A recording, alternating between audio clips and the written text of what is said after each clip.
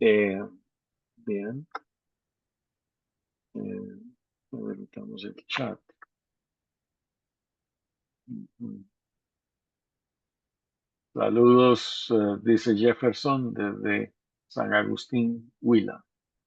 Perfecto, Saludos, gracias. Jacob. Sí, ok. Ah, ok.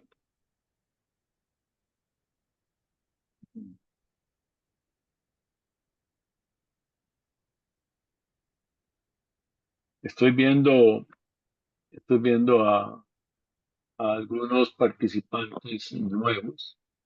No, no los reconozco o no los recuerdo eh, de las sesiones anteriores, porque me da una señal a creer que estás levantando mucha eh, atención y teniendo mucha atracción, eh, Fernando, con estos temas. He escuchado muy buenos comentarios, ¿no? De gente que jamás imaginó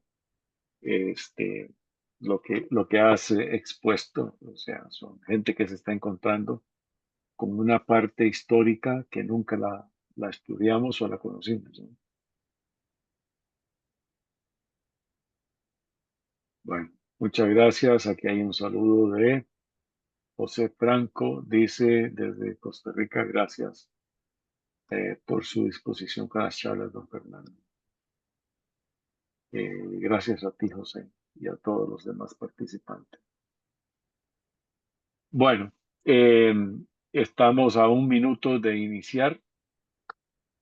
Ah, tenemos un inicio con una asistencia importante.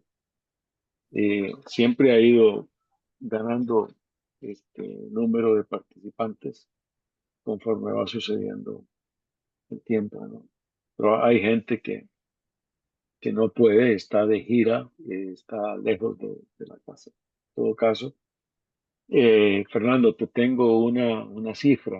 Hoy a mediodía, por otra, entramos a revisar la página en YouTube de, de RRG, ¿no? De Red Rural Global. Y tu primera charla, que fue hace exactamente una semana, ya tiene más de 124 visualizaciones. Eh, lo que para mí es una sorpresa. No tanto por la charla en sí, que está muy buena, es una sorpresa porque el canal mío es globalmente desconocido, ¿ya? Entonces, imagínate, ¿no? He tenido esa grata este, eh, noticia hoy a mediodía y te felicito. Bueno, ya son las 05, entonces vamos a iniciar. eh, a todos los que están presentes, muy buenas tardes. Vamos a tener el gusto de recibir a Fernando Delgado para que nos complazca, nos complemente lo que ha exhibido en las dos charlas anteriores sobre la agricultura, cómo la practicaban nuestros ancestros, las tribus nativas de, de toda la América, desde norte de México hasta eh, Sudamérica. Ya hemos visto cómo manejaban el agua, la tierra, cómo manejaban los problemas de inundación y cómo manejaban los problemas de, eh, sequía, cómo manejaban el tema del eh, frío, por ejemplo, ¿no? Pero lo mejor está por venir. Entonces, sin más introducción, ya que no necesita más introducción, Fernando, sean todos muy bienvenidos y Fernando, te cedo la comunicación y muchas gracias por esta generosa contribución tuya. Adelante.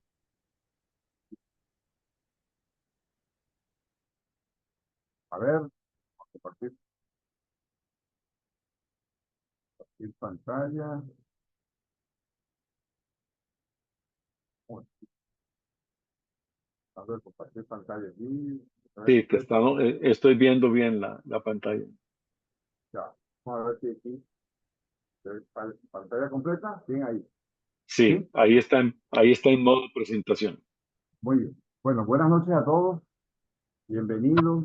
Agradecidos por la participación. Agradecidos, como siempre, con José María Agüero, con todos los participantes que esta semana, pues esta última semana, nos han acompañado para conocer un poco, como adelantaba José María, qué era lo que hacían ancestros, nuestras tribus primitivas, antepasados en América tropical, tema agrícola, y derivar de allí, pues, algunas estrategias ante el cambio climático que estamos enfrentando hoy día y que ellos enfrentaron en su momento también, tanto desde el punto de vista temporal como espacial. Bueno, eh, vamos a la parte 3 hoy.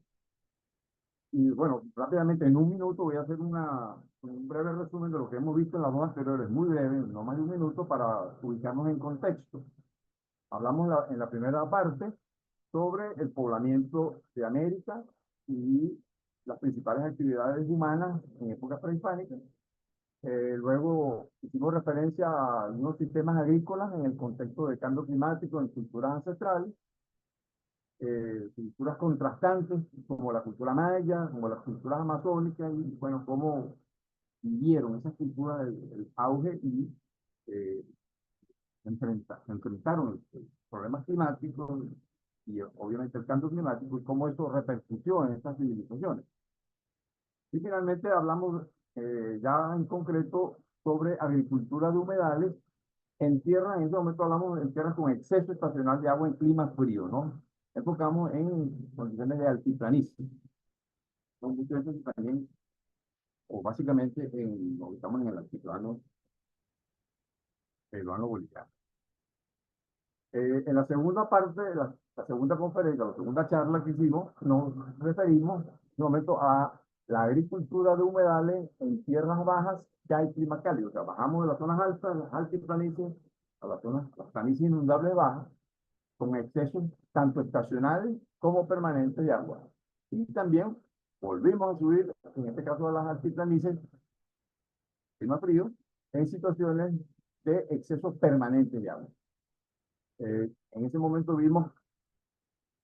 vamos en la imagen, hicimos referencia a sistemas integrados de agricultura de recesión hídrica en planicies inundables bajas. Vamos mostramos ahí en el esquema este ejemplo de lo que hicieron particularmente allí en los llanos de Mojo, la zona del Beni, en los llanos bajos del Beni en Bolivia, la cultura Baure, eh, manejo integrado de la planicie con campos elevados en las partes inundables más bajas, con áreas de pesquería y agricultura de recesión en las tierras inundables también, pero más altas.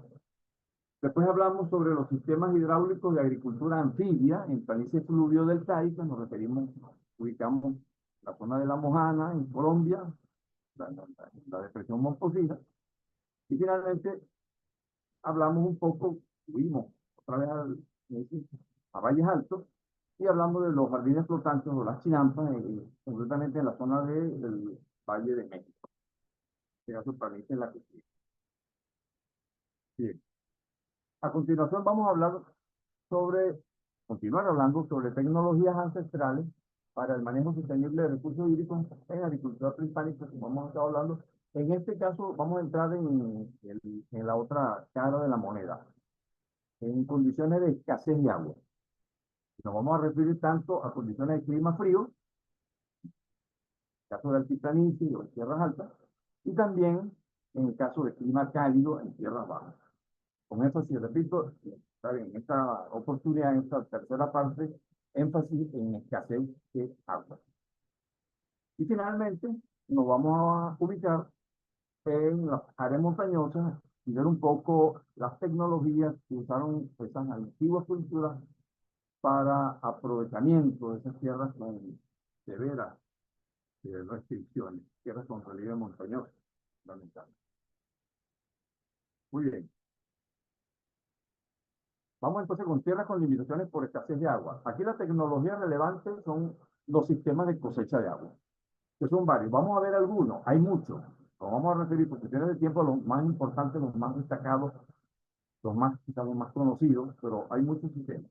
Estos son representativos. En primer lugar, nos vamos a referir entonces a condiciones de escasez de agua. Siempre vamos a estar hablando de escasez de agua en esta parte, pero en este momento vamos a dedicarnos a clima seco y frío, o sea, no vamos a ir a las zonas altas, a las zonas de altiplanicie, y volvemos otra vez a la zona del altiplano. Pues hicimos el primer día de una civilización importante, una región donde el, dio origen a culturas autónomas de alto nivel de desarrollo, de manera prácticamente autónoma, ¿no? Bueno, en esa zona, esta cultura que vemos acá, la cultura púcara, que se ubicó en los Andes peruanos, más o menos entre los años 100 antes de Cristo al año 300 después de Cristo, desarrolló este sistema que vemos allí, que es el sistema de cochas. Cochas, como significa en lengua quechua, significa laguna. Los aymaras lo llaman cutas, bueno, conchas o cutas, o sistema de lagunas o estanques temporales. ¿En qué consiste el sistema? Fíjense, aquí abajo, estamos hablando de una elevación, esta laguna o este sistema se da, se desarrolla en grandes altitudes, en las partes más altas incluso de la altiplanicie, exactamente ahí de los altiplanos, por encima de los 3.900, por encima de los 4.000 metros, mayor parte acá. Aquí estamos, esa imagen que estamos viendo allí corresponde a una elevación de más de 3.900 metros sobre el nivel del mar. Las Cochas es un sistema, como lo vemos allí, de muchas lagunas, de diferentes tamaños, que ya veremos cómo funcionan, y que sí permiten almacenar agua en estas condiciones de sequía para poder cultivar en la época de escasez. ¿Verdad? In situ, en la época de escasez, pero también, como veremos más adelante, hasta el final, como ellas también sirven para alimentar otras de las estructuras que hemos visto, otros de los sistemas, como vimos en la primera parte, como los guari, por ejemplo, los campos elevados. Pero básicamente consiste en una red de lagunas, como vemos acá en el lado izquierdo, en zonas donde aparecen estas colinas en forma de herradura. Aquí ahí se ve una, acá se ve el cursor, aquí vemos otra al fondo. Vemos que son áreas ideales para la captación de agua, y en la parte baja, pues, estas estructuras particulares que desarrollaron la estructura Pucará, construyeron unas lagunas grandes, lagunas madres o mamas cochas, como le llaman, cochas madres, y de allí derivar agua hacia una red de lagunas de diferentes tamaños, de diferentes dimensiones, como podemos observar acá en la imagen, de diferentes tamaños. El agua se va distribuyendo de lagunas más grandes, lagunas medianas, un poco más pequeñas, hasta muy pequeñitas. Y en todas ellas, como veremos más adelante, se cultiva. Acá a la derecha vemos un poco un esquema de ese sistema, una laguna grande, una laguna madre, una mama, cocha, y bueno, tengo que le ponen nombre a todas ellas dependiendo del tamaño. Aquí aparece que purón, cocha, púcoro, puquito, cada nombre para, y algunas son redistribuidoras de agua. En fin, es una red bastante densa, bastante compleja de distribución de agua para almacenamiento y aprovechamiento agrícola en época de sequía. La imagen obviamente nos muestra, fíjense, diferentes grados de almacenamiento de agua. Unas están totalmente llenas, otras en proceso de sequía, otras totalmente secas. Cochas, sistema de lagunas de estanques temporales.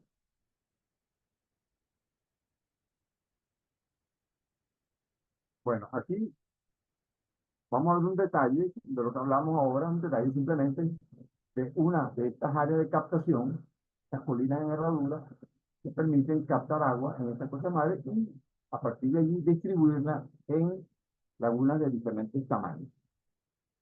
Estamos hablando de 3.800 metros sobre el nivel del mar en esta imagen de Google Earth. Bueno, las conchas madres son un ejemplo de una laguna grande. No son lagunas naturales, son lagunas construidas, cavadas. Y de allí pues se deriva todo el... ¿Cómo funciona el sistema? Bueno, a partir de esa laguna grande, como dijimos, se va distribuyendo el agua hacia lagunas de diferentes tamaños. Medianas, más pequeñas, hasta muy pequeñas. Ahí vemos los canales de distribución hacia diferentes lagunas y en primer plano vemos esta laguna totalmente eh, circular, son todas ellas. Está, se encuentra llena, las cosas están vacías, son de diferentes tamaños. Pero lo interesante de esto es el sistema. ¿Cómo cultivan en estas condiciones? El sistema consiste en básicamente ir sembrando alrededor de la laguna Cocha en forma secuencial, de afuera hacia adentro, siguiendo un poco el frente húmedo. En la medida que la laguna se va secando, se van sembrando círculos concéntricos alrededor de ese frente de humedecimiento. Un poco lo que hablamos en el caso, cuando la vez anterior nos referimos al caso de las planicies del Beni, al inundable un poco hablábamos de la agricultura de recesión hídrica. Bueno, esta es una forma de hacer agricultura de recesión hídrica, digamos, son micro áreas, pero que en conjunto, porque abarca grandes extensiones, constituyen superficies importantes. De esa manera. Bueno, vemos entonces aquí que se siembran los cultivos en círculos concéntricos, en secuencia temporal, se van de afuera hacia adentro, siguiendo el movimiento del frente de humedecimiento que se va secando cada vez más. Recuerden que estamos hablando de altitudes por encima de los 4.000 metros sobre el nivel del mar o muy cerca de eso, incluso más allá. Las condiciones climáticas son extremadamente adversas, climas muy fríos, como lo dijimos la primera vez, durante el día puede la temperatura llegar a 25, 28 grados centígrados, en la noche puede igualmente bajar a -10, -12 grados centígrados, o sea que hay una enorme amplitud térmica en el día.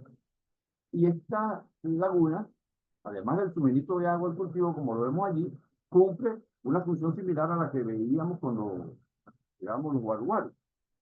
Veamos el ejemplo aquí abajo del esquema. ¿Qué pasa allí? En primer lugar, bueno, esa distribución de los cultivos en forma concéntrica alrededor de la laguna permite que las masas de aire se muevan y ese movimiento de masas de aire ayuda a reducir el agua, en primer lugar. Luego tenemos el agua propiamente dicho, que ya lo hemos comentado en otras oportunidades, cómo el agua actúa como un acumulador de calor durante el día, y cómo esa agua se libera, ese calor almacenado durante el día se libera en la noche. Y esa radiación térmica es muy importante para permitir que no ocurran las heladas, proteger los cultivos contra las heladas y permitir su crecimiento. Por otro lado, como vemos acá también, hay un escurrimiento por la forma en que se hace la laguna, hay agua de escurrimiento que se va almacenando y sedimentos, obviamente, que van depositándose, como lo vemos acá, en el fondo de la cocha, en el fondo de la laguna, que cuando se seca totalmente son recuperados esos sedimentos y ricos en nutrientes, ricos en materia orgánica y son reutilizados para servir de abono a los cultivos que se siembran especialmente de esta manera. Además de ello, como lo dijimos en algunos momentos, el tener una forma circular de sembrar permite también un aprovechamiento de la luz solar durante todo el día de manera más o menos uniforme. Bueno, aquí vemos un diagrama de cómo un arreglo espacial de los cultivos en el sistema Koch. Fíjense que se trata, como dijimos, de una modalidad de agricultura de recesión hídrica. Y vemos los cultivos como este que está acá, que ya se, por la forma como vemos, ya está seco el cultivo, ya se ha cosechado, pues la primera hilera, luego viene la segunda, fíjense que está más cerca del frente húmedo, es la más reciente. Igualmente, a todo alrededor de la laguna, el cultivo o los cultivos se van haciendo, las siembras secuenciales se van haciendo y se van sembrando los cultivos, como lo dijimos, en la medida que el agua se va agotando, hasta llegar a la situación, como vemos aquí, con la humedad en la condición mínima en la laguna. Acá al lado izquierdo pues, podemos ver una imagen de una de estas cochas con los diferentes frentes de humedecimiento, las marcas que va dejando el frente húmedo en la medida que se va secando. Bueno, esto es una forma muy interesante de aprovechamiento de agua en condiciones frías y de escasez, las cochas.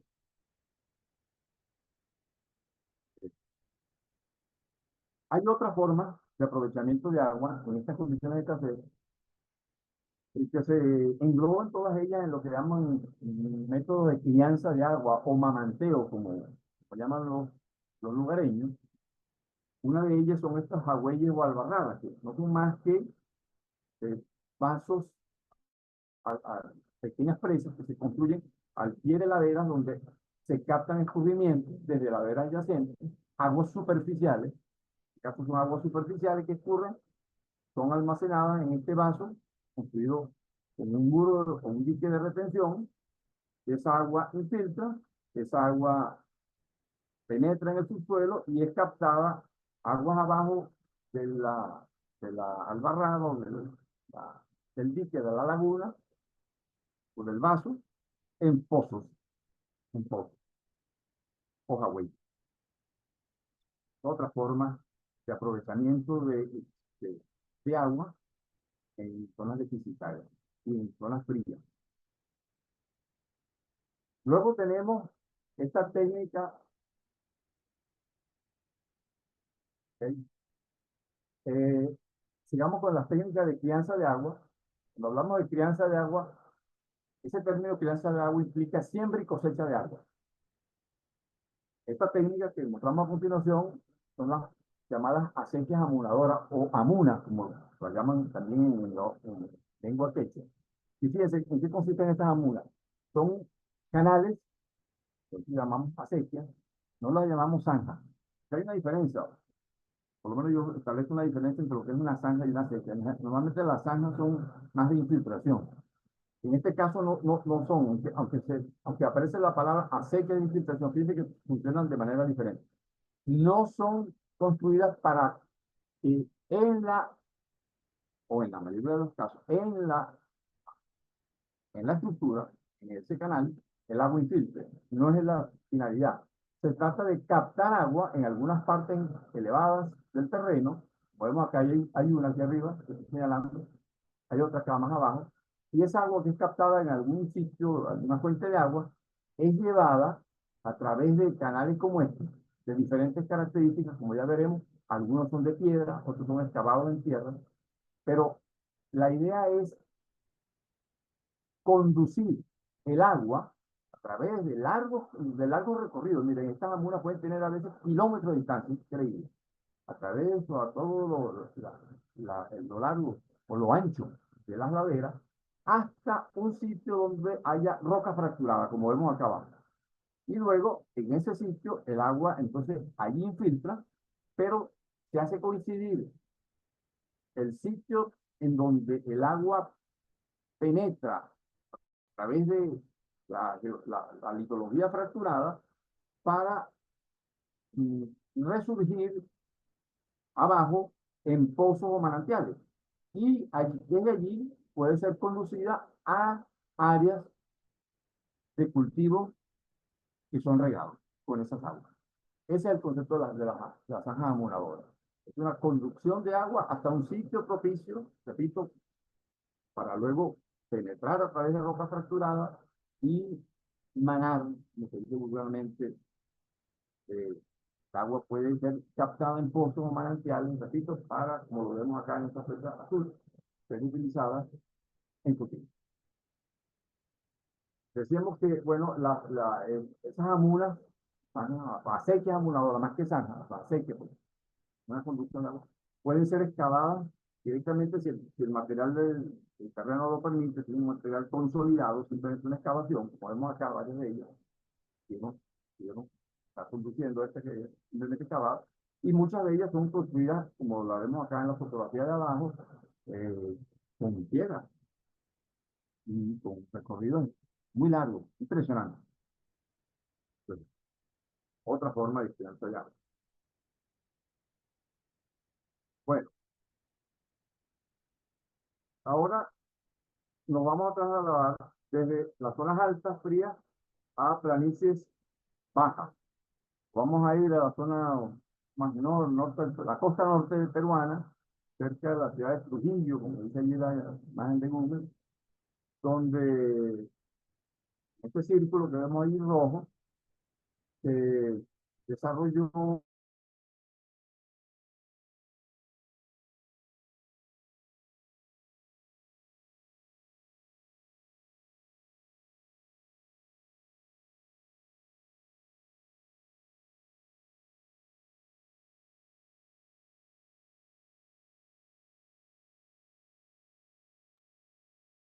Fernando, no Sí, vamos. tengo, ahora Ah, sí, no, sí. no te escuchamos el último minuto.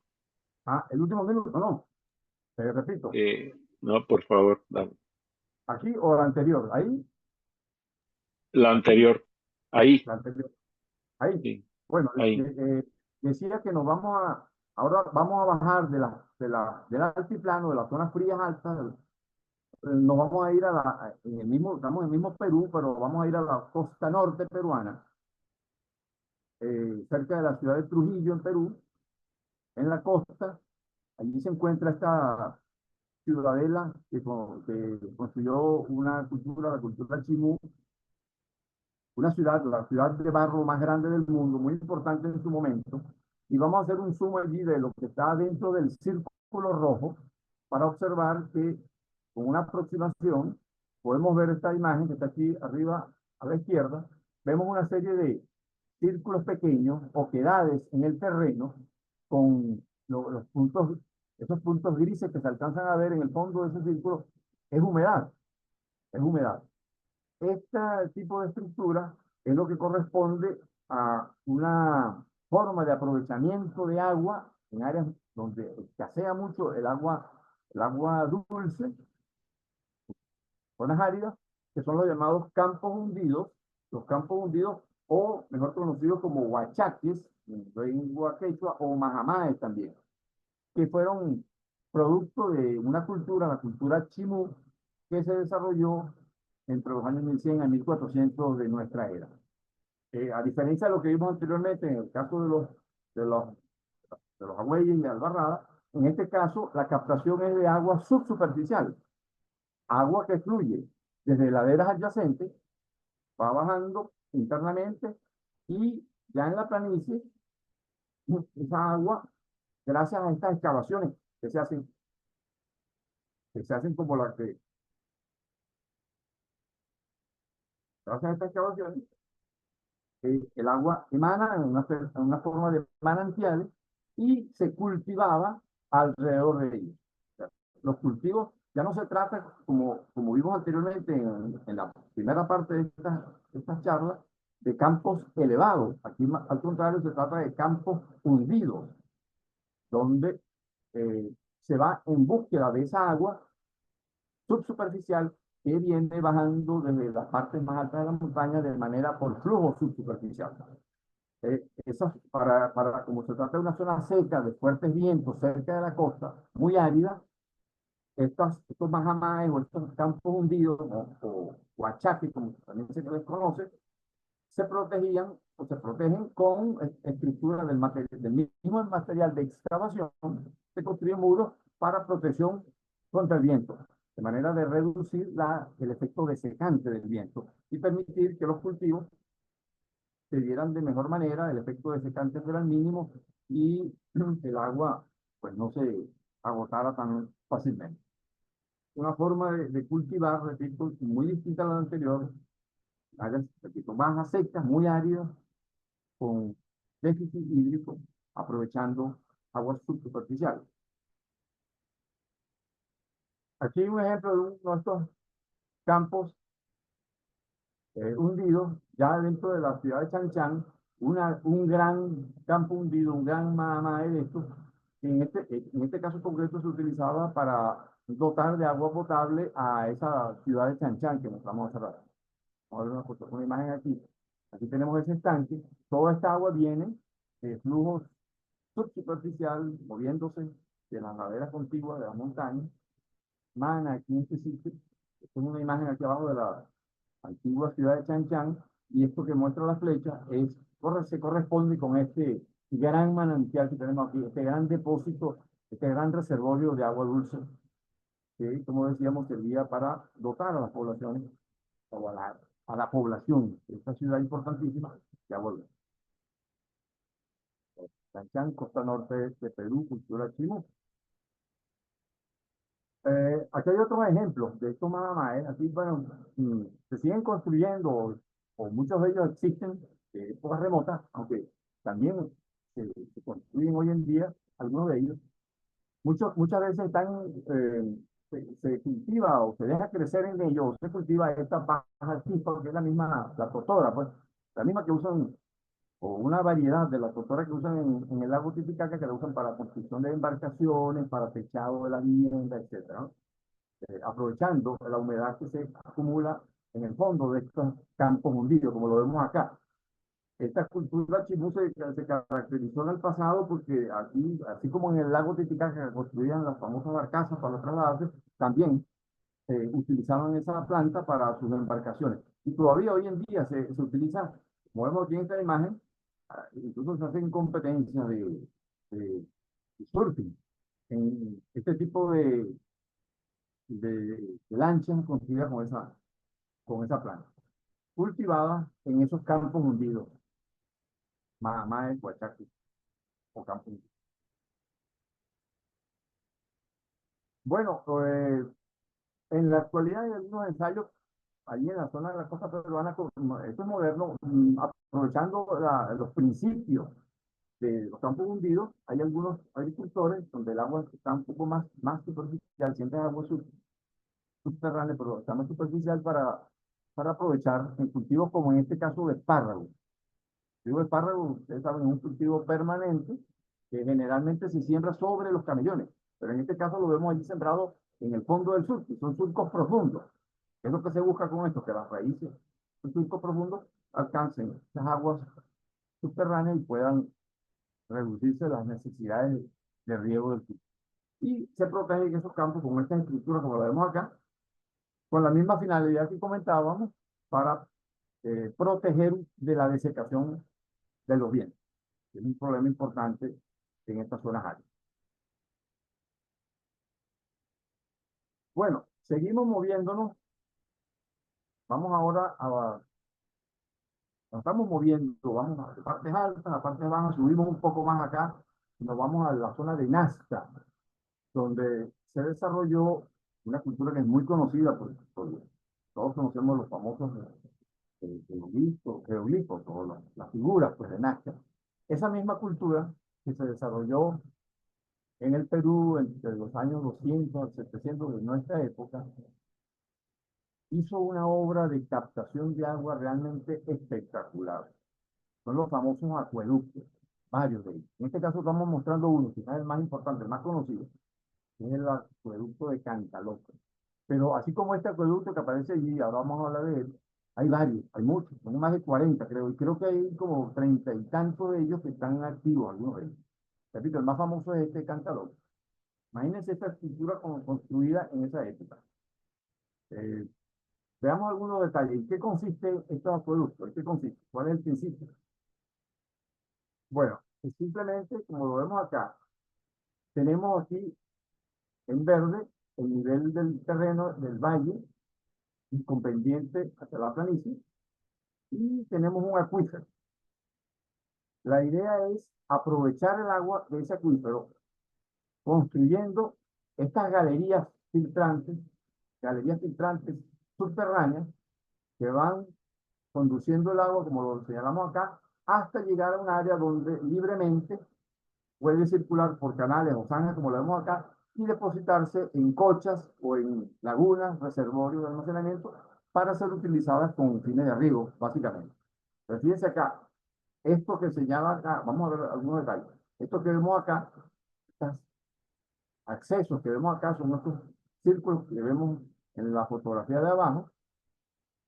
Aquí vemos un detalle interesantísimo, es una escalera en espiral, ahora veamos la magnitud de ella, pero hay algo interesantísimo acá, que es que el hecho de haberla construido en espiral, a diferencia de otras que vamos a ver más adelante, eh, permite que el aire se mueva con cierta velocidad y de alguna manera actúe como una especie de bomba que contribuya a bombear, valga la redundancia, a que el flujo del agua se haga de mejor manera. Son bombas que trabajan con aire. Muchas de ellas van bajando a través de estas oquedades, de estos ojos, de estas ventanas, permitiendo que el flujo del agua dentro de la galería filtrante, que esta es una fotografía de ella por dentro, se mueva con mayor velocidad. Entonces se mueve, repiten, por gravedad. Entonces, de esa manera, hay un empuje, una cierta presión que permite que el agua fluya más rápidamente. Entonces, tenemos la sección de los accesos de la galería o a la galería propiamente dicha, que es esta que aparece en color naranja acá, que capta el agua del acuífero, aquí lo vemos en esta imagen, y luego la zanja abierta, donde el agua que va por la galería fluye en canales listos hasta llegar a la costa. Ahora, fíjense una cosa interesante, algo que llama poderosamente la atención, y estoy seguro que José María, creo que en algún momento algo de eso hablamos. Esto no es aquí, esto es en Irán, los famosos kanats, que fueron muy desarrollados, empleados durante el imperio persa, 1000 años antes de Cristo. Estamos hablando 1000 años antes de Cristo, 3000 años atrás. Unas estructuras, pero análogas totalmente a lo que acabamos de ver en la zona de Nazca. Impresionante. Cómo dos culturas separadas por miles de kilómetros de distancia pudieron haber llegado a una misma concepción del aprovechamiento de agua subterránea en condiciones ambientales muy parecidas, desiertos, pero que desiertos que estaban dotados de agua subterránea en cantidades importantes, agua que viene bajando de las montañas, pero siempre agua libre, pero de forma subsuperficial, cómo puede ser aprovechado con esta galería para aprovechamientos agrícolas. Realmente es algo impresionante. Estos canals o canales, como la traducción que se hace de persa, también estaban, ahí vemos una fotografía aquí, fíjense aquí a la derecha, una de ellas, kilómetros. Aquí, aquí vemos un ojo, una entrada de uno de ellos. Obviamente que aquí vemos la otra, aquí se ven varios. Obviamente que las entradas, los ojos de los que vimos en Nazca son mucho más sofisticados que esto, pero el principio es exactamente el mismo. ¿Sí? Conducir aguas por galerías filtrantes, galerías subterráneas, hasta sitios donde puedan ser aprovechados de manera superficial. Este es un esquema de un canal de Irán. Si vemos la característica del pozo madre, es exactamente igual. La principal fuente de agua para el canal, está la capa freática, aquí va el agua, en azul se muestra la galería filtrante, los pozos, los túneles y la salida hacia un reservorio para ser utilizada con fines de riego. Estas estructuras no solamente, bueno, las más conocidas están allá, las más extensas en Irán, pero se han descubierto en muchas otras partes del mundo. Por ejemplo, estas existen en España, en el desierto de Almería, eh, exactamente igual, ¿no? Un poco más abandonado, pero fíjense la galería, esta pertenece a esa zona. El mismo principio. Eso es algo que llama poderosamente la atención, nos llama la reflexión. Culturas muy diferentes llegaron a través del conocimiento del medio ambiente, a través del conocimiento de la naturaleza, de los principios, y de profundizar en los principios de la física y de la hidráulica y del conocimiento del entorno en general, el conocimiento profundo permite llegar a soluciones similares. No creo que haya habido un encuentro entre la civilización persa y la civilización de Nazca. No lo creo. Pero sí creo que a través del estudio en profundidad, toda esa serie de variables pudieron llegar a las conclusiones similares y darle un uso importante. Que las condiciones ambientales son prácticamente iguales. Clima seco, áreas planas, desérticas, aguas subterráneas en la mitad. Bien, volvemos otra vez a Nazca, entonces al acueducto de Nazca, el acueducto de Cantaló, y vemos otras imágenes, fíjense, las entradas son detalles para que vean un poco la magnitud de este ojo, de esta entrada, de esta boca. Aquí hay una persona, aquí aparece se ve una persona. Y aquí vemos un detalle de un señor que va caminando ya más hacia adentro, de la magnitud de esas eh, entradas a las galerías. Realmente impresionante. Bueno, bueno, ahí va, ahí tuvimos una visión rápida de algunas cosas que hacían estos antiguos eh, pobladores de nuestras tierras tropicales para el aprovechamiento de esas áreas secas. Vamos ahora a entrar en la tercera condición, que es la del aprovechamiento de tierras montañosas. De la limitación, obviamente, es el relieve. En este caso, la tecnología relevante son las terrazas y los andenes. Vemos allí esta fotografía tomada en Machu Picchu, en Perú. Bueno, hay una diferencia que no es, bueno, algunos la manejan así, yo la manejo así, pero mucha gente no está de acuerdo. Hay una diferencia entre lo que es una terraza y un andén, ¿no? Repito, se usan sí, de manera semejante, sinónimo. Pero en general una terraza es un escalonamiento del terreno, como vemos acá a la izquierda, que consiste en un corte del terreno, un corte relleno, sin muro de piedra. Simplemente un talud que se recubre de vegetación. Es un corte en el terreno.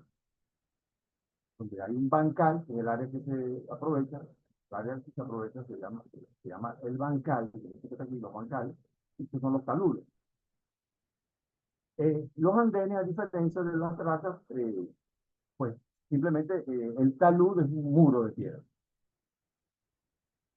Lengua quechua, estas estructuras son llamadas patas, y en lengua aymara, tacana.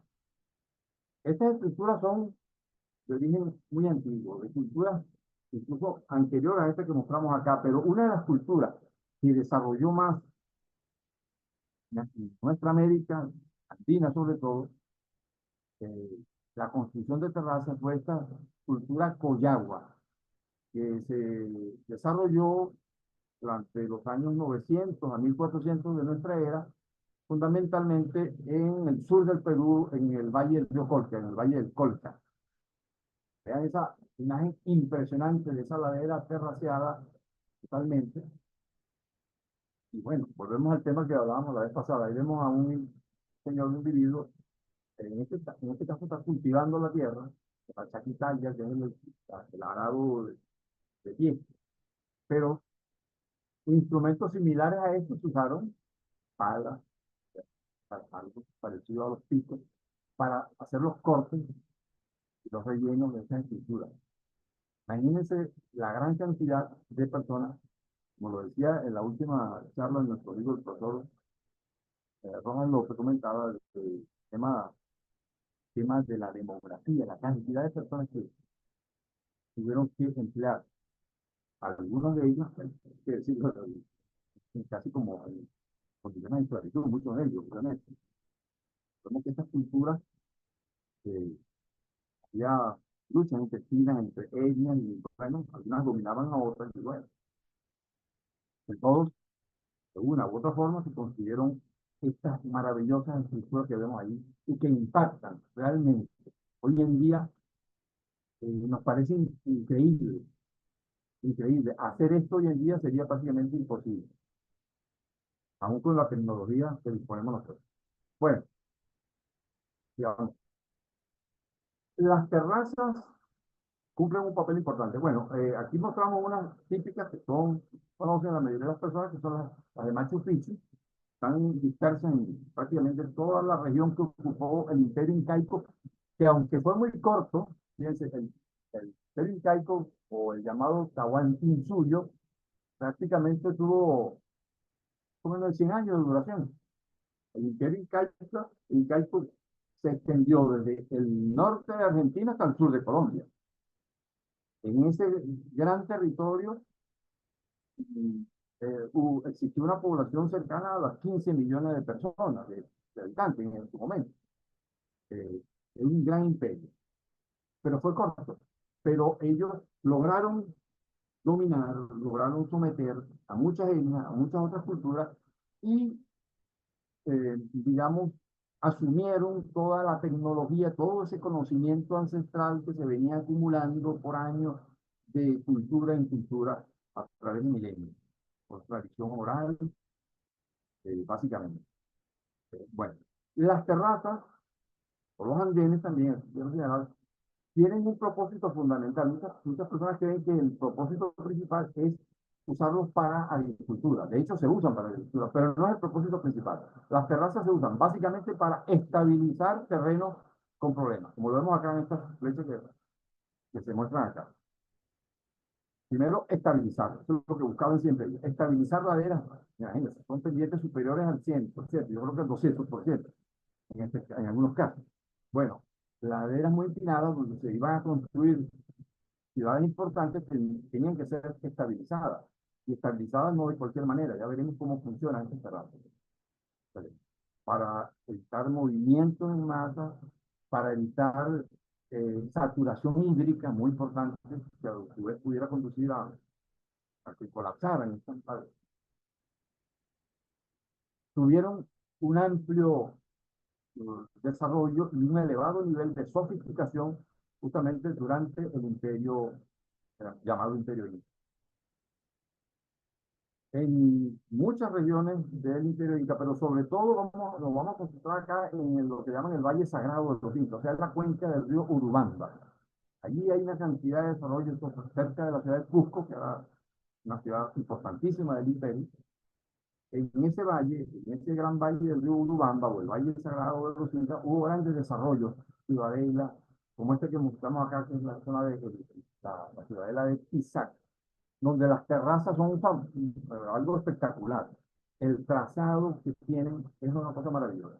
Vean que lo que decíamos al principio, esta es la ciudadela aquí arriba, y abajo vemos alguna de ellas, y las terrazas, hechas básicamente para estabilizar las laderas, pero obviamente aprovechadas también con agricultura de ladera, con mínimo impacto, como veremos más adelante. Mínimo impacto. Lo repito, lo principal es primero estabilizar la ladera, luego ser aprovechada en agricultura. Y en Pisac hay realmente muestras maravillosas de terrazas y andenes que hicieron estos pueblos. Aquí vemos un detalle, una sección típica de un andén, estos que construyeron esta cultura, un andén típico. ¿En qué consistía? Bueno, básicamente un muro de piedra que tenía aproximadamente, puede tener un poco más, un poco menos, alrededor de 2 metros de altura, un muro de piedra, si vemos el nivel original del terreno, y se iba construyendo con capas de materiales de diferentes granulometrías. Estaba las piedras grandes en la base, piedras medianas o pequeñas más arriba, una capa de gravilla, una capa de arena y finalmente la capa arable o el sustrato orgánico. Es bien interesante esto, tenía un espesor de en casi todas esas terrazas, es impresionante, tenían como una receta para este hay un diseño que se repite en casi todos los sistemas de terrazas que existen prácticamente en todas las terrazas del Valle Sagrado. No solamente la forma de construcción como la vemos allí, sino incluso en los tipos de materiales, la granulometría. Cuando se hace un estudio de la granulometría que constituye estos andenes, es el mismo en todas partes. El mismo tipo de arena acá, con el mismo espesor, el mismo tipo de gravilla y el mismo tipo de piedras pequeñas y piedras grandes. Es realmente impresionante cómo tenían ese diseño muy bien elaborado para permitir, obviamente buscando que la permeabilidad, que el agua drenara adecuadamente, que no se tancara, que no penetrara al nivel original, sino que simplemente fuese pasando de una terraza a otra, sin problema, de manera subsuperficial, pasar de una a otra hasta llegar a la parte más baja y de esa manera mantener la estabilidad de la estructura. Ahora, esta capa arable es interesantísimo observar cómo en muestras que se han tomado de capa arable de terrazas de diferentes sitios, con Cactus, Machu Picchu, las características del material son prácticamente las mismas. Hace unos años conversaba con un colega de Minas, colega peruano, que me comentaba, estaba trabajando caracterizando este material y me con sorpresa cómo uno mide variables como, por ejemplo, primero la textura.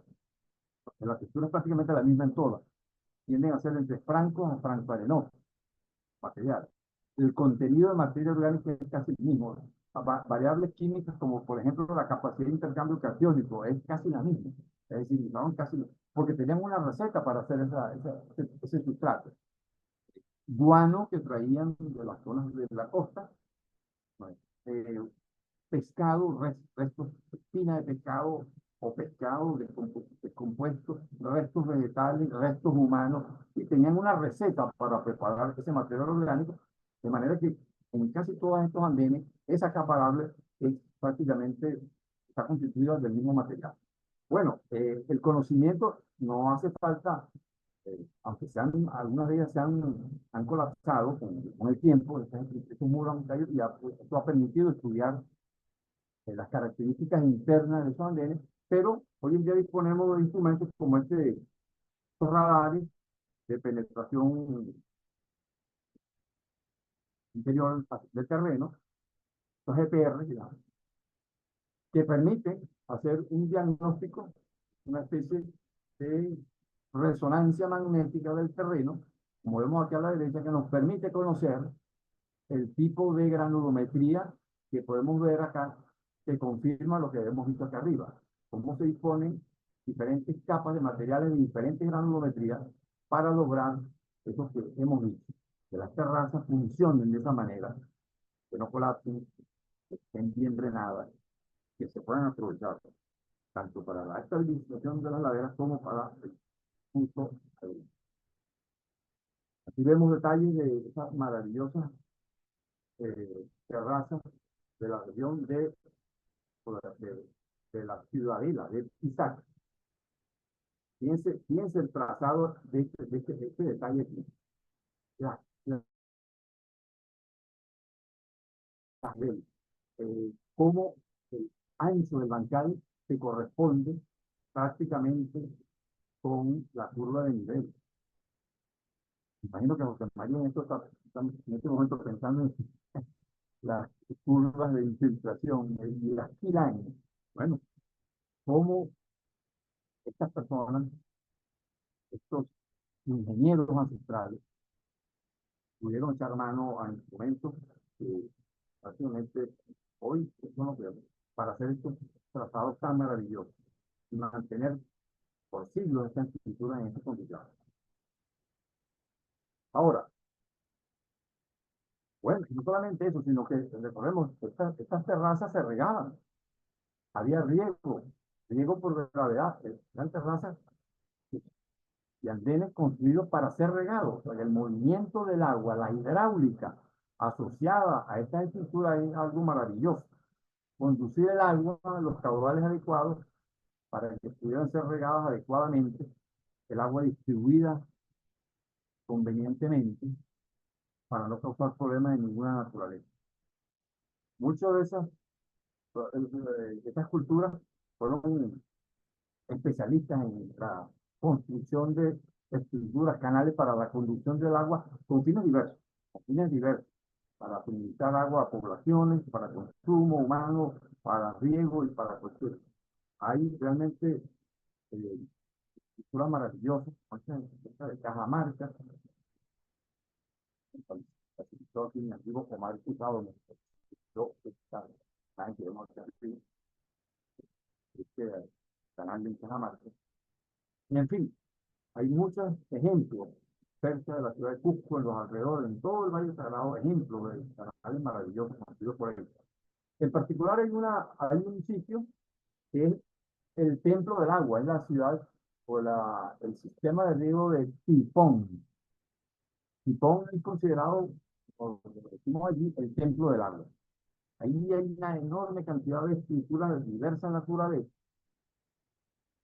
Inicialmente se pensaba que se había construido con fines, digamos, de hacer un culto al agua, porque esta cultura, y la redundancia, una un gran respeto por los recursos hídricos. Y Tipón se creyó que era simplemente una, una zona, una estructura para rendir homenaje al agua, pero últimamente se ha pensado que es un pequeño laboratorio de hidráulica, donde se probaban diferentes variables hidráulicas, caudales, como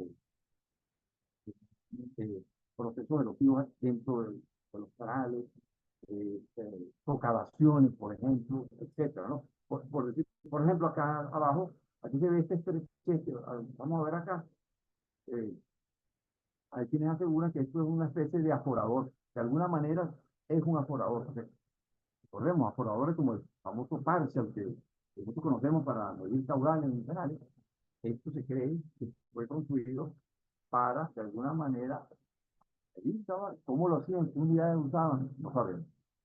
Pero lo que sí hoy en día se cree es que fue un laboratorio de hidráulica importante. Y bueno, propósito de las terrazas de los banderes, ¿por qué construyen terrazas? ¿Entendés? Bueno, en primer lugar, el principal propósito es horizontalizar terrenos inclinados. Y tenemos a la izquierda una ladera sin terrazas. ¿Qué ocurre? Muy frecuentemente lo que vemos acá en esta imagen. Los cultivos en áreas terrazadas ocurre como esto. Hay un proceso de correntía y, por supuesto, un proceso erosivo importante asociado a ello, con acumulación de material la parte más baja de la ladera y, obviamente, un crecimiento diferencial, como vemos acá en los cultivos. La parte de arriba, la erosión muy alta, cultivos poco desarrollados, poco enraizamiento; en la parte más baja, cultivos más desarrollados. La infiltración se reduce, tenemos el tamaño de la flecha, la escorrentía y la erosión aumenta. Las terrazas que buscan horizontalizar terrenos inclinados. De esta manera tendríamos un terreno en condiciones de montaña, como lo vemos acá justamente en Pisac, pero una montaña con tierras horizontales, para tener una agricultura con cultivos creciendo de manera más homogénea, donde se mejora la infiltración y otras variables que pueden, y se reduce, por supuesto, la erosión. Ese es uno de los primeros objetivos, los propósitos de las terrazas. Otro propósito que a veces eh, no se entiende bien, pero está demostrado, es aumentar la exposición al sol. Importantísimo. Fíjense, durante el día, en una ladera terracea como esta que está aquí a la izquierda, hay una mayor captación y almacenamiento de energía solar radiante. Por la conformación de la terraza, por la forma como está construida, la captación de energía radiante es mayor durante el día. A diferencia de una ladera, como vemos acá a la derecha, sin andenes, sin terrazas, donde la reirradiación y la captación misma, la reirradiación es menor. Eso por un lado. Y durante la noche, esa radiación que ha sido captada durante el día en la terraza se pierde en menor cuantía por la misma conformación de la terraza. Hay una menor pérdida de calor que está almacenado durante el día en comparación con terrenos expuestos totalmente, donde las pérdidas radiativas son muy elevadas. Entonces, eso permite tener una energía calórica importante que incrementa el metabolismo de las plantas, por supuesto, su productividad. Una de las causas de tener una mayor productividad en estas condiciones no es solamente el tema, obviamente, del agua, el tema de la erosión, etcétera, sino también la captación de energía radiante, mucho mayor en el caso de las terrazas. Primero, por la forma como son construidas. pero también por la forma en que las terrazas son expuestas. Todas las zonas de terrazas son expuestas en condición de solana.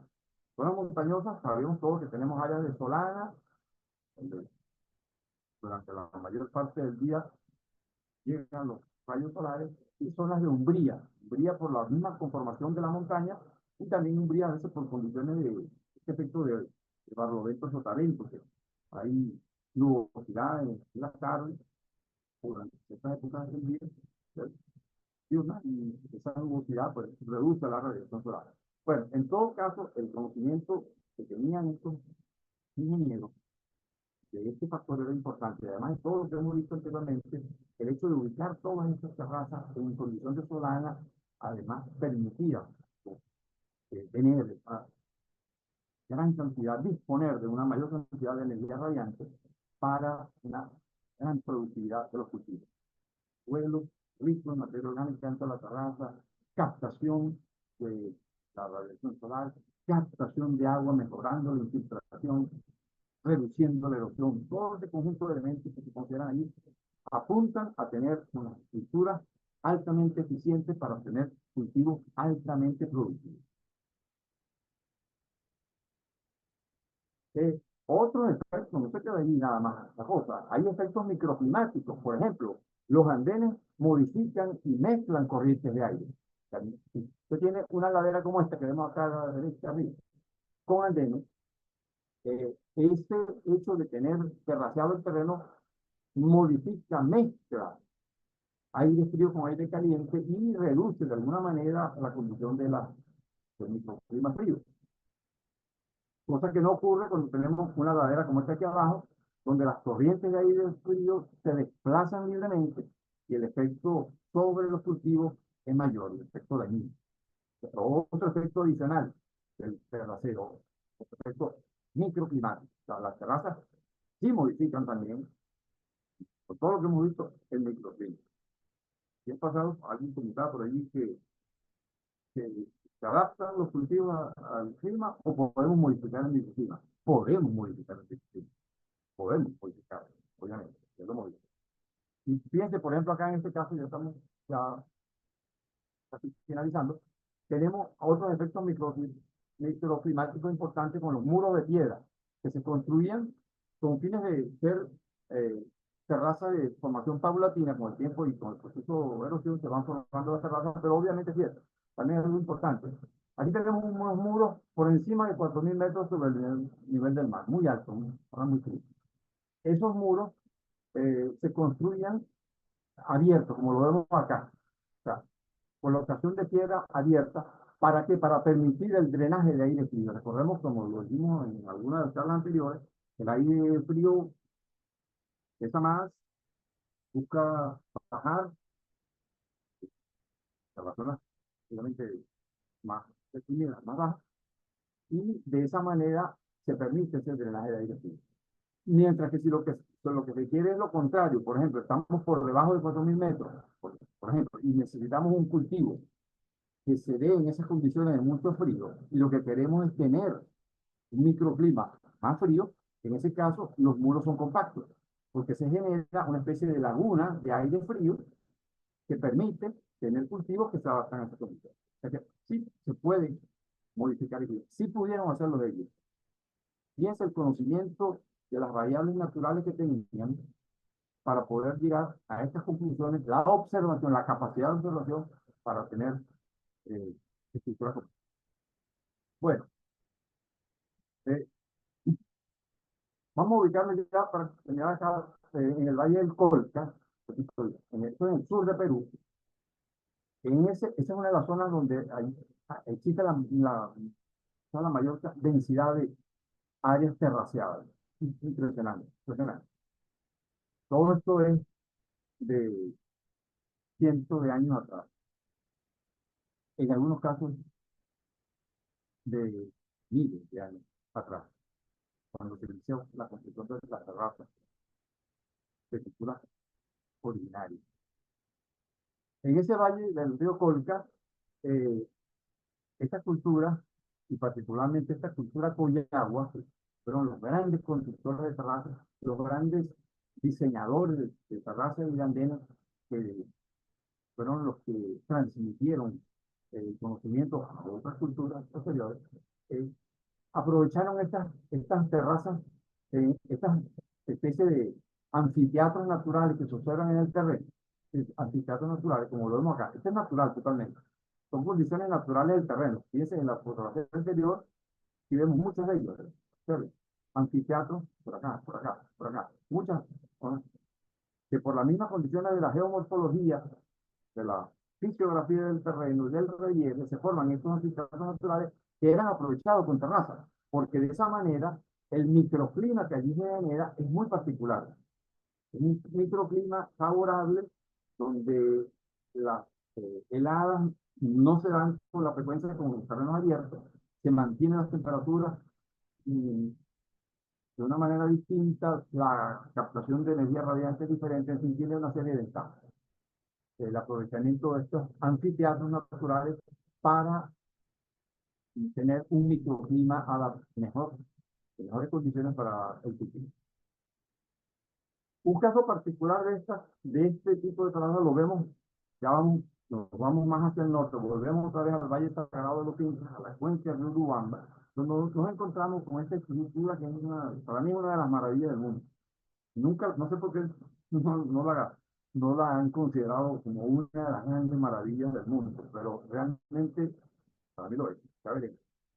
Es una depresión natural, hay muchas, hay varias de estas, ¿no? Esta es una sola, esta es la más importante, pero estructuras como estas se repiten en varias partes dentro del Valle Sagrado a diferentes pisos altitudinales, pero este quizás es la más conocida, la más importante.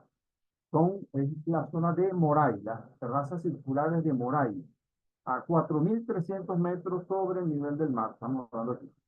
En una depresión natural del terreno, estos ingenieros construyeron, vemos acá, estas terrazas circulares, andenes circulares, son con muros de piedra. ¿Cuál es el propósito de estos andenes circulares? Ya lo vemos, aquí vemos una mejor toma. Bueno, aquí vemos uno al fondo, este.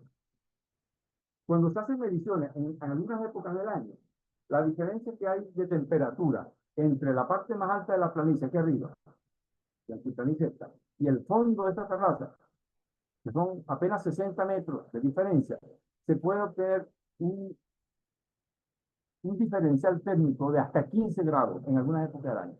15 grados de diferencia en apenas 60 metros. Desde más frío a más cálido hacia abajo. ¿Qué significa eso?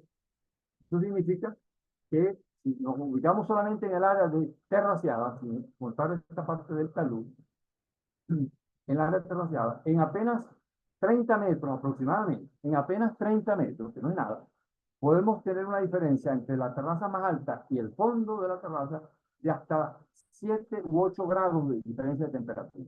Es decir, como vemos acá a la derecha, en esta terraza estos muros tienen aproximadamente 2 metros de altura. Es decir, que dos de estas terrazas son 4 metros.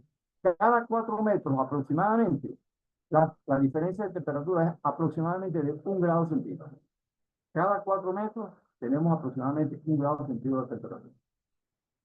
Los estudiosos de esto han llegado a la conclusión de que estos eran estaciones experimentales de los incas, de los pre-incas, básicamente con un gran aporte de la cultura incaica para ensayar estaciones experimentales, modelos a escala. Esta Moray es un modelo a escala de toda la cuenca del río Urubamba en particular, pero también de gran parte de la cordillera andina eh, ocupada por esta cultura. Con el propósito de que de ensayar allí cómo se comportarían los cultivos en diferentes pisos altitudinales. O sea, cuáles serían, por ejemplo, recordemos que ahí solamente en el altiplano hay 400 variedades de papas. Aquí en todo Perú, yo no sé, los peruanos que me aclaren, creo que pasan de 3.000, no sé, variedades de papas. Pero bueno, ¿qué variedades de papas? No solamente de papas, que otros cultivos como la quinoa, granos como la quinoa u otros cultivos propios de los Andes, como el yuco, la oca, la pascua, bueno, otros tubérculos y otros cultivos de granos, cañigua y otros cultivos, eran ensayados acá y para determinar ¿Cuál era el piso altitudinal más adecuado? Recordemos que este imperio tenía que alimentar, lo dije al principio, cerca de 15 millones de personas. Entonces tenían que planificar muy bien qué cultivos se podían desarrollar con éxito en los diferentes pisos altitudinales.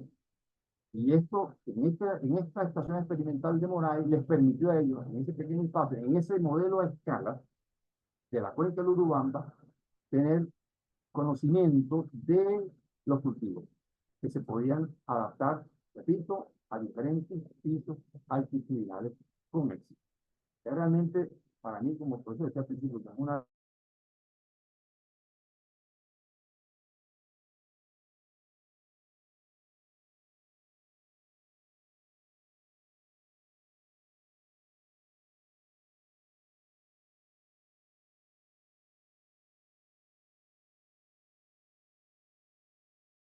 hacia abajo, obviamente, ¿verdad? Por gravedad. ¿Qué pasa cuando llego al final? A la parte más baja de aquí.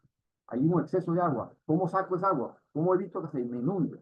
Bueno, en el fondo, en las paredes laterales, como se llaman las flechas, hay galerías filtrantes, galerías que se excavaron en roca para drenar esos excesos de agua.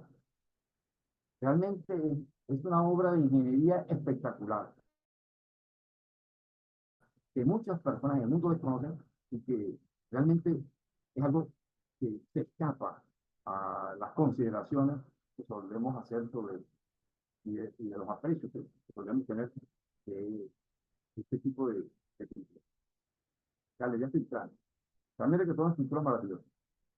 Bueno, y ya para concluir, digamos, a manera simplemente de un ejemplo más, esta es la cuenca del río Urubamba, la cuenca del Valle Sagrado de los Incas. Hay una curiosidad aquí arriba, podemos ver esta mancha blanca que corresponde con las famosas salinas de Maras, una zona donde hay aguas ricas en sales y salen de todo tipo de minerales que contienen allí. Son unas sales muy apetecidas para uso, para consumo humano, obviamente, y también para elaboración. Hoy en día se usa mucho para la elaboración de productos orgánicos, ricos en minerales diversos, las sales de mar, para la elaboración de abonos.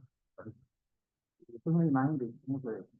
Estas terrazas ocupan cerca de 10 hectáreas, con más de 4.000 estanques que hay allí, aunque se necesitan las sales y son aprovechadas, repito, para esto. Esto tiene una antigüedad de principios de unos 1.000 años atrás. El aprovechamiento, como lo vemos aquí en forma de terraza. Bueno, las terrazas o andenes realmente cumplen un último propósito y no por ello no menos importante, que es los propósitos estéticos y de integración paisajística. Estas culturas le dieron una gran importancia al paisaje, a la integración de la naturaleza de una manera maravillosa. Esas imágenes que vemos aquí, ese colorido, esa combinación de áreas cultivadas con diferentes tipos de cultivos, con diferentes tonalidades de verde, con lagos, como este que vemos acá, de colores azules, y con esta Sierra Nevada de fondo, que realmente es algo espectacular.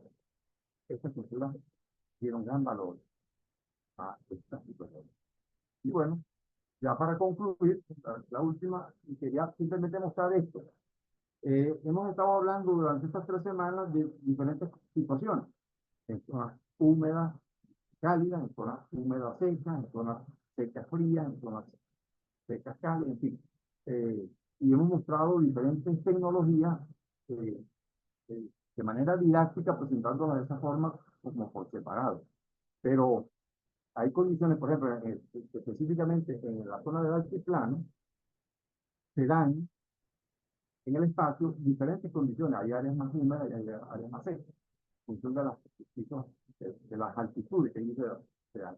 Entonces, estas estructuras no se dan allí en particular de manera aislada. O sea, es un sistema integrado de uso sostenible de la tierra, donde se integran cochas, campos elevados y terrazas. Por ejemplo, las cochas que vimos en esta laguna almacenan agua y a veces almacenan suficiente agua como para dotar al campo elevado que a veces se seca, están más abajo, como lo vemos aquí abajo, aquí, este campo elevado como corresponde a esta, este es un guaru, cuando se secan pueden ser dotados de agua de la costa.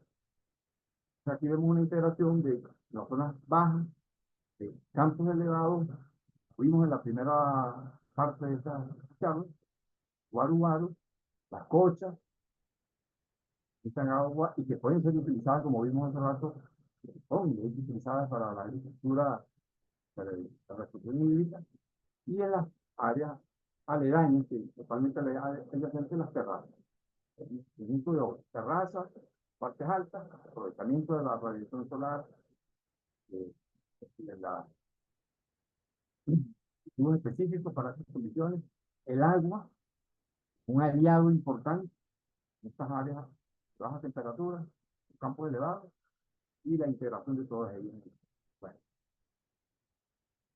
ya hemos terminado. Conclusiones de todo esto. Conclusiones, ya para terminar, no se pregunta, ¿qué pasó? ¿Qué nos pasó en el tiempo? ¿A dónde se quedó toda esta información? Está allí, pero la hemos aprovechado. ¿Por qué no hemos aprovechado toda esta sabiduría? ¿Qué nos ha pasado? ¿Qué nos impide hacerlo? Y bueno, como lo decimos allí, en América tropical se desarrollaron y aún persisten, hemos visto muchos de ellos están funcionando, no con la intensidad que lo hicieron en el pasado, pero aún funcionan sistemas prehispánicos exitosos, muy exitosos, de manejo de suelo y agua, en tierras con limitaciones severas. Hemos visto las enormes limitaciones que tienen estas tierras donde estas culturas se desarrollaron, limitaciones de clima, por una u otra razón, limitaciones de topografía, limitaciones de suelo, en fin. Sin embargo, fueron utilizadas y constituyen ejemplos importantes del patrimonio agrícola mundial que representan obviamente un tributo al ingenio y a la creatividad de los primeros pobladores de esta tierra americana. Como decimos, estos microcosmos de agricultura ancestral son modelos promisorios de uso sostenible de la tierra, promoviendo la estabilidad ecológica, lo hemos visto, la resiliencia, la autodependencia, en un contexto de productividad sostenida, visto la enorme productividad que se puede generar en estas condiciones, ofreciendo obviamente alternativas válidas que merecen ser revaloradas y promovidas como fuentes clave de información en estrategias adaptativas para contribuir a enfrentar los retos de la agricultura contemporánea. Hemos visto todos, estamos padeciendo todos en este contexto de cambio climático global. Bueno, sobre todo, muchas gracias a todos por su atención estos días. Agradecido.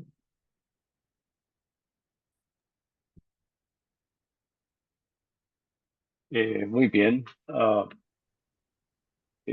Fernando, muchísimas gracias. Y yo quiero pedirle a todos que activen sus micrófonos y las cámaras, los que lo deseen hacer, y le demos un fuerte agradecimiento a Fernando. He gozado, he disfrutado, he aprendido eh, como jamás imaginé, Fernando. Muchas gracias. Ahorita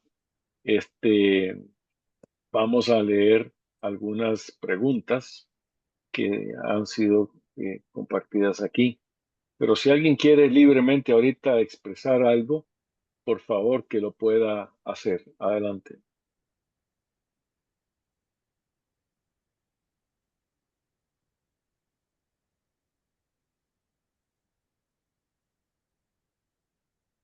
Agradecido con todos realmente.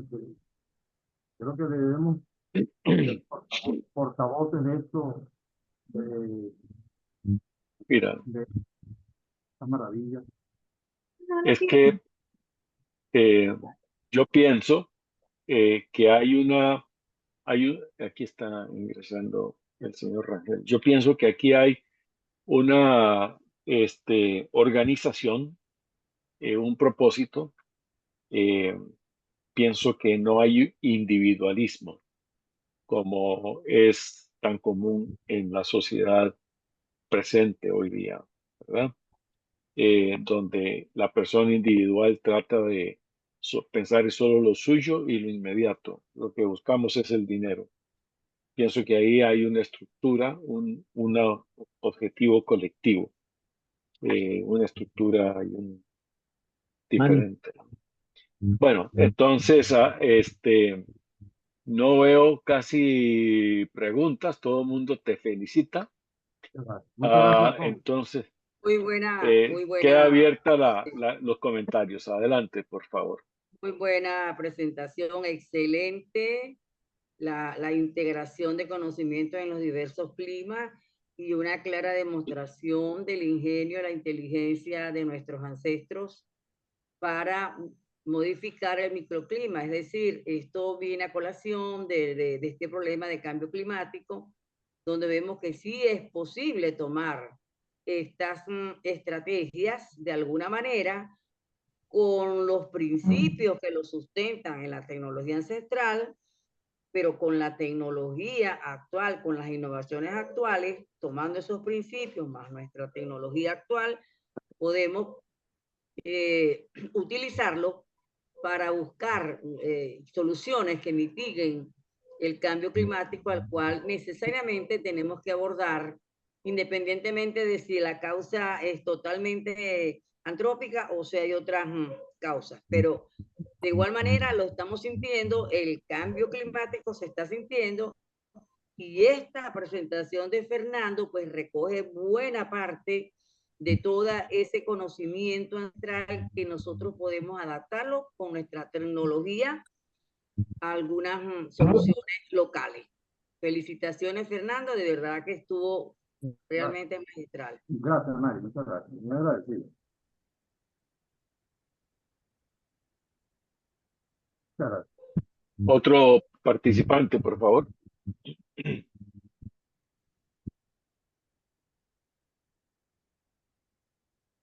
Buenas noches, don Fernando José Franco. Hola, Eh, hola. ¿Qué tal? Muchas gracias por la presentación y de verdad que nos deja pues una buena impresión todo esto. ¿Usted conoce algún proyecto que actualmente se esté desarrollando utilizando algo de esto, de esta tecnología? No, conozco, se están recuperando en muchos de los países. Creo que la vez pasada comentamos algo en la charla anterior, cuando estábamos hablando de algunas estructuras similares. Hay proyectos en algunos países, en la zona de los Andes en particular, conozco el altiplano boliviano, pues, en la parte de Perú también, en Ecuador, eh, recuperando programas de recuperación de andenes, programas de recuperación de campos elevados, en fin, sí, pero son a pequeña escala, realmente no con la magnitud que se desearía, realmente. Se ha tratado de preservar algunas de estas estructuras, como hemos visto, muchas de ellas, eh, afortunadamente el turismo ha contribuido a, a preservar muchas de estas áreas, pero hay muchas otras que están de manera poco accesible, que han sufrido daños importantes. Por ejemplo, estructuras como la que mostramos ahora de Moray, hay varias en otras zonas, y están totalmente, lamentablemente, abandonadas, bueno, en fin. Ya, ok, muchas gracias. Eh, Acá, ¿Alguien más va a hablar? Álvaro, adelante. Bueno, buenas noches a todos. Quería quedarme, como dicen, de último para expresarle a todos los que han participado en estas tres conferencias mi total agradecimiento porque en realidad no solamente es que es increíble, fue como algo bastante novedoso increíble, fascinante. Esta última parte de la parte de ingeniería es impresionante, ¿verdad? Cuánto nos falta por aprender.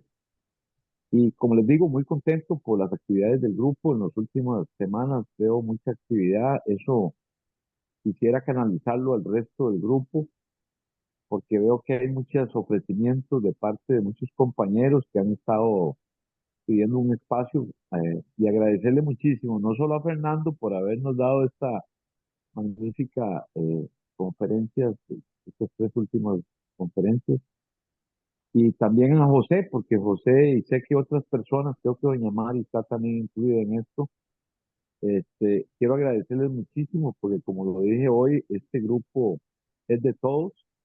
Entre más esfuerzo pongamos y compartamos, pues mejor. Y como le digo, solo cosas buenas hoy. Hoy estoy muy contento de todo lo que se ha dado, el debate, los comentarios, los aportes. He recibido mucha información de todos, sobre todo comentarios positivos, Fernando. Como te digo, muchísimas gracias. Y motivar al resto de los compañeros a que participen, ¿verdad? Yo desafortunadamente estoy un poco alejado por circunstancias, pero quiero que esta oportunidad la aprovechemos todos. Y muchas gracias, José. Gracias, Álvaro. Bien, gracias Álvaro. Te leo una pregunta, Fernando, aquí. Es de parte de Frank Tovar. Dice, ¿alguna analogía con el sistema de conocimientos existentes en el semiárido merideño, Venezuela, en las poblaciones de estanques, acequias, canalejas que dieron o motivaron estos topónimos? Y, bueno, sí hay en la zona del semiárido merideño antiguas culturas simosocuicas que hicieron algunas obras que lamentablemente bueno, se mantienen muy poco, básicamente de conducción de agua. El nombre lo dice, como ya lo señala Fran, acequia viene de, ese nombre viene de aquí, del tipo de canales. Y todavía se mantienen algunas cosas en funcionamiento, pero allí, concretamente en la zona del semiárido merideño, no queda mucho resto de esta cultura. Hoy en día se está usando el riego moderno, básicamente, bueno, el riego por gravedad, para el cultivo básicamente de caña de azúcar y algo de pistacho, pero hay situaciones, pero y algo de aspersión, algo de hortalizas, pero no hay muchas estructuras de eso. En la parte del páramo frío, o sea, la cuenca alta, eh, no sé, ahí es lamentable, yo lo debo decir acá, en algún momento creo que por el grupo lo comenté, se construyeron en el pasado una gran cantidad de obras, y algunas de ellas en el origen ancestral, terrazas, como esta que vimos. Pero lamentablemente con la introducción de la agricultura modernizante, sobre todo con la introducción de los tractores, lamentable, pero es una gran ayuda la mecanización en sí, cuando se usa adecuadamente, es una gran Ujú, utilidad, innegable, pero lamentablemente fueron destruidas muchas de estas estructuras porque, bueno, la maquinaria no era la adecuada, no eran los tractores de tamaño conveniente, simplemente fueron eliminadas, muros de piedra, muchas terrazas, zanjas de absorción, por ejemplo, acequias de la era, sobre todo zanjas de absorción, fueron, fueron eliminadas, lamentablemente. bien, hay una mano alzada acá de Luis Rengel. Adelante. Buenas. ¿Cómo, Hola, caramba. Luis. ¿Cómo está la cosa? ¿Qué dice Fernando? ¿Cómo está todo? Bien, Luis, Felicitaciones, felicitaciones. gracias, Mire, Luis. Fernando, interesante lo que usted nos ha dicho. O sea, los antiguos iraníes y los antiguos peruanos, los antiguos incas, llegaron a, vamos a decir, procedimientos técnicos, procedimientos geotécnicos similares de manejo del agua. De manera, Interesante. Sí, o sea, respuestas muy similares, a pesar de que eran como civilizaciones completamente separadas en el tiempo. así es, Muy interesante eso. Bueno, yo había oído algo de eso, pero interesante lo que usted nos ha dicho. sí, no, Sí, los andenes sí, cumplían entonces una función interesante porque además de agrológica, tiene una función geotécnica, así o es, sea, de contención. Interesante. Sí, muy interesante, Fernando. Usted básicamente, nos ha dado a conocer. bueno, Sí, sí, sí, sí. esa correspondencia tecnológica entre culturas tan separadas, eso llama poderosamente la atención. Sí, Eh, igual pasa con los andenes. En Asia son famosas, en Filipinas, en China, en sí, Vietnam, sí, y aquí, pues también son obras muy parecidas. Pero digamos que son productos, o sea, producto de un razonamiento tal vez un poco más sencillo, no sin ello ser complicado, pero más sencillo si se compara con el caso, por ejemplo, que vimos de los acueductos subterráneos, de los acueductos, del aprovechamiento de las aguas subterráneas, como estas galerías filtrantes que mostramos. Ok. Eso es sorprendente, realmente. Pero Bien, todo esto indica que el conocimiento no es tanto es el conocimiento por siglos, por milenios detallado de observación de la naturaleza, lo que conduce a que pueblos de manera autónoma, distantes, hayan llegado a conclusiones similares y a soluciones similares. Excelente, sí. Sí, señor. Fernando, Sí, dice yo el ingenio. aprovecho Sí. para... Perdón, Luis, adelante. No creí que ya No, no, habías simplemente terminado. decir que el ingenio es el ingenio, el ingenio humano responde a problemas similares en diversas partes del mundo. Sí, señor. Sí, sí, sí. Bien. Fernando, yo me pongo 500, 700 mil años atrás y creo que lo que has mostrado son obras para gigantes, para titanes. Em, Esos movimientos de tierra, de piedra, esa visualización, integración. Y me pongo hoy en el siglo XXI con toda la tecnología y entonces te pediría un último comentario así breve. ¿Cómo podemos hoy, en el contexto que están viviendo tantas regiones en el planeta simultáneamente? Hay una muy grave sequía en Sudamérica.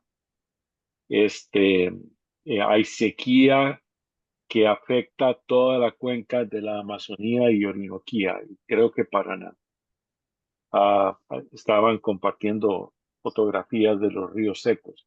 Sí, eso está gravísimo. Te vas al hemisferio norte y en el Midwest de Estados Unidos hay una sequía prolongada, severa, que ya están comenzando a alertar que los rendimientos de algunos cultivos en varias regiones están siendo dramáticamente afectados. Te pasas para África y la condición es similar. Eh, y seguimos así y encontramos que el ser humano, con todos los títulos de ingeniería y de agronomía y de suelos, y con todas las máquinas y toda la vaina que disponemos de hoy, le dimos vuelta a suelo, alteramos el ciclo del agua y entonces el mundo está como fuera de control. El ciclo del agua en muchas latitudes está fuera de control. Y lo que nos han mostrado en estas tres entregas es que los nativos supieron observar, racionalizar y hacer manejo del agua, manejo de los recursos que estaban ahí con sus manos. Entonces, te pido un cierre, eh, trayendo esto que nos has presentado a la realidad presente y de aquí para adelante, cómo podemos pensar hacia mejorar lo que tenemos. Y nuevamente, muchas gracias. Bueno, gracias. Bueno, yo creo que debemos empezar por